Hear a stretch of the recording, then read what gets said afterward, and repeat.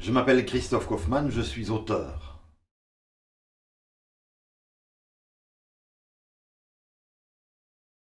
Non essentiel, c'est assez terrible dans la période qu'on vit là actuellement. C'est assez terrible d'avoir trouvé le moyen, que les politiques et les communicants aient trouvé le moyen de définir et de déterminer que toute une série de travailleurs étaient non essentiels. Ça crée forcément un sentiment d'injustice et une colère chez beaucoup de monde. Ça crée aussi le sentiment d'une perte de sens.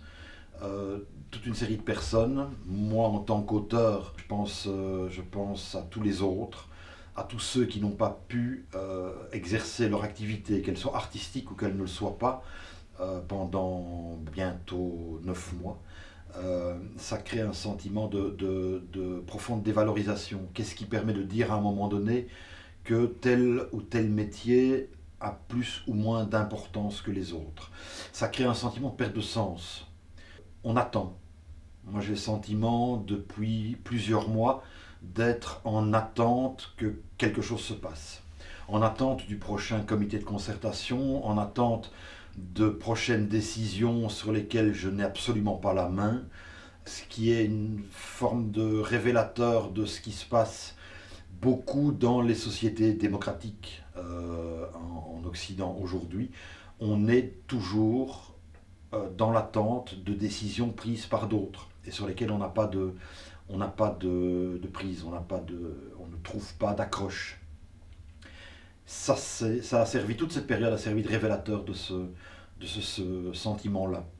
Et puis d'un énorme sentiment d'injustice quand on voit que au moment où on peut réouvrir, on peut tout d'un coup, on a l'impression qu'on va pouvoir respirer, on commence par réouvrir des fast-foods, les grandes surfaces sont jamais fermées, on réouvre des bricots, mais on laisse les librairies fermées, on laisse les bibliothèques fermées, on laisse les théâtres fermés.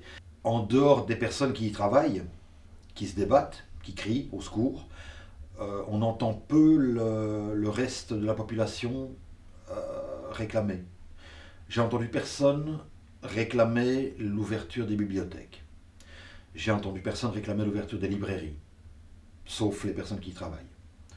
Et je me dis, mais quel sens est-ce que nos métiers continuent à avoir quand on s'aperçoit que 80% de la population, finalement, euh, ne semble pas y accorder beaucoup d'importance. Donc c'est de ce point de vue-là une période difficile. C'est difficile aussi parce que il y a eu beaucoup de grenouillages, beaucoup de mouvements. On a appelé ça réinvention. On nous a chanté que tous ces métiers-là devaient se réinventer. Ils l'ont fait de plein de manières différentes. On a réinventé le théâtre en faisant de la vidéo, de la télévision. On a réinventé les concerts en les diffusant en live sur Facebook et en distribuant les revenus moitié à des restaurateurs qui avaient fermé, moitié à l'artiste qui essayait de chanter. Euh, c'est pas de la réinvention, c'est de l'emplâtre sur des jambes de bois. Euh, Ça, c'est quelque chose que je trouve, moi, assez douloureux, cette façon de nous dire en permanence, réinventez-vous, c'est votre faute finalement. Moi, je trouve que c'est pas notre faute.